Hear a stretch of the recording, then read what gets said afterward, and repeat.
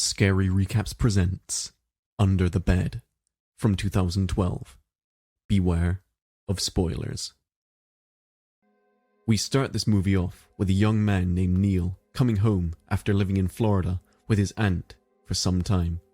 His dad has just picked him up from the airport, and on their way home we see that they don't have the best relationship. However, Neil's dad wanted him home, so Neil could meet his dad's new wife and they could start being a family again. When they get to the house, a neighborhood party is going on, and Neil is unhappy.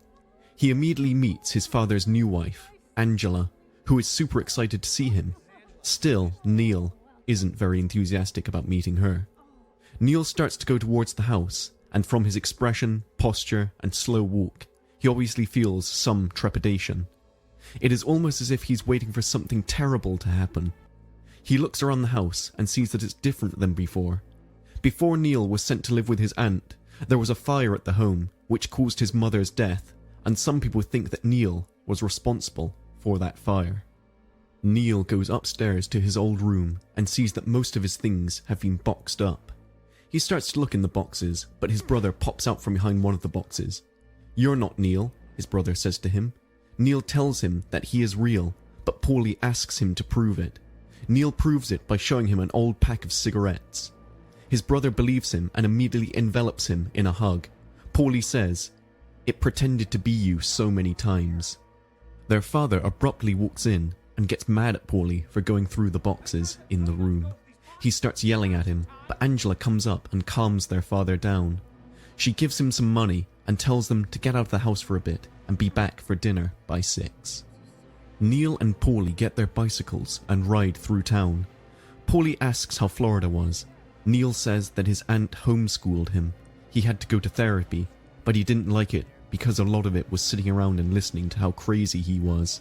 His brother comments that it's funny how the crazy person is the only one who gets it right and that Neil is not crazy. This gets Neil thinking. Neil and Paulie end up going to a diner. Neil pulls out what must be an old sketchbook of his from before he went to Florida. Neil has a sketch of a disturbing and gruesome looking creature. He asks Paulie if he has seen this. Paulie says yes, and that's why he doesn't think Neil is crazy. He says he's been seeing it but hasn't told anyone and hasn't been sleeping. Neil finds out that Paulie has been sleeping in his old room where he sees this creature. Neil and Paulie go back home, and once there, they warily go to Neil's room. Neil asks him where he sees the monster most often. The foot of the bed or the side of the bed? Paulie says the side. Neil asks, "What time?" Paulie says dark and really late. Next, Neil asks if there is any contact, like talking or messages. Paulie says he doesn't think so. The next day, they have a family meeting. Their father is upset and mad about their behavior.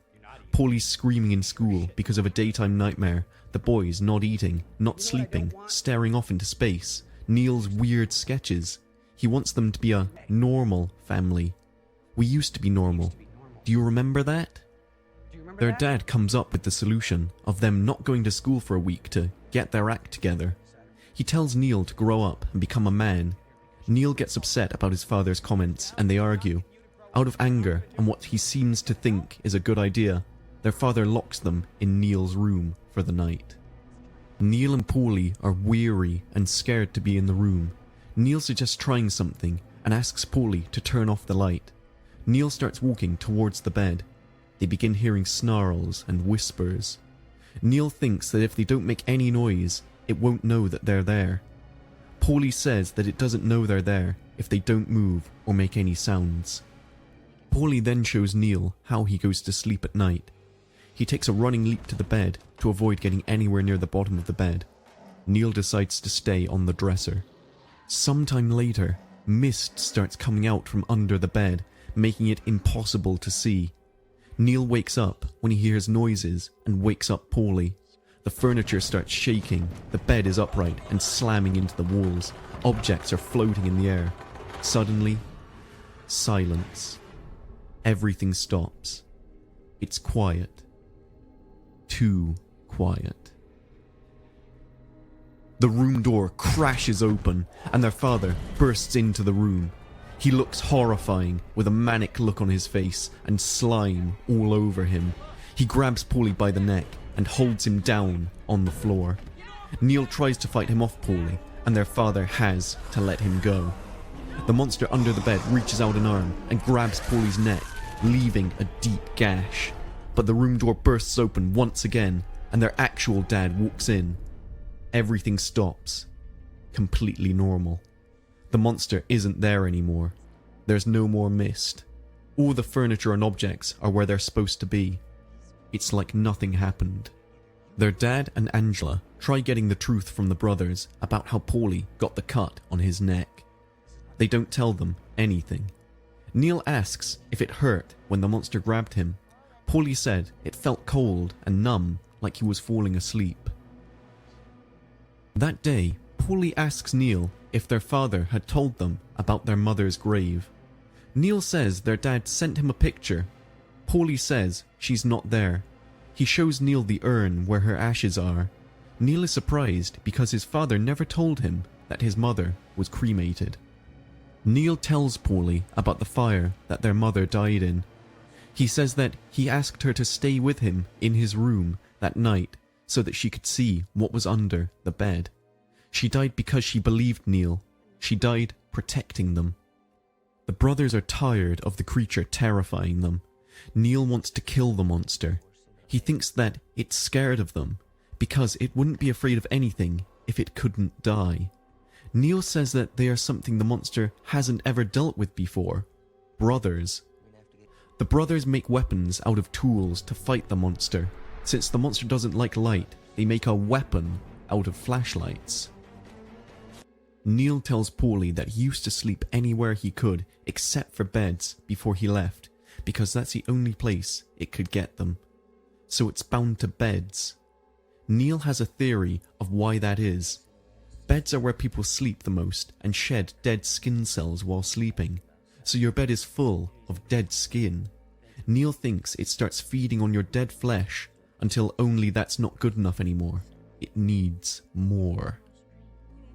The next night, their father and Angela force them to have a sleepover with the neighbours' sons. Paulie asks Neil if the monster would be able to get them while they're there because they brought their pillows with them, which could have a lot of dead skin cells. Neil doesn't think it's possible. Only bound to beds. The movie cuts to Neil's room at their house. The sheet is pulled under the bed, and we see the creature behind Angela and Terry. The scene goes back to the sleepover. The neighbours' kids are trying to make fun of Neil, asking him why he disappeared after his mother died, and if he started the fire. Neil asks them if they really want to know. I tried to kill it with a fire. The fire took down most of the house and even got my mom. But that's not what's even really scary. What's really scary is that it survived. What did? Some crazy guy? One of the kids asks. Not a man. Not a human. Something you can't see and you can't read about. You can only hear about it or learn about it as it attacks you. And how Paulie's getting attacked. Paulie, show them. Paul, show them. Paulie rips open the band-aid on his neck and shows them the scar the monster gave him the other night. The two boys don't believe them. What's the matter, boys?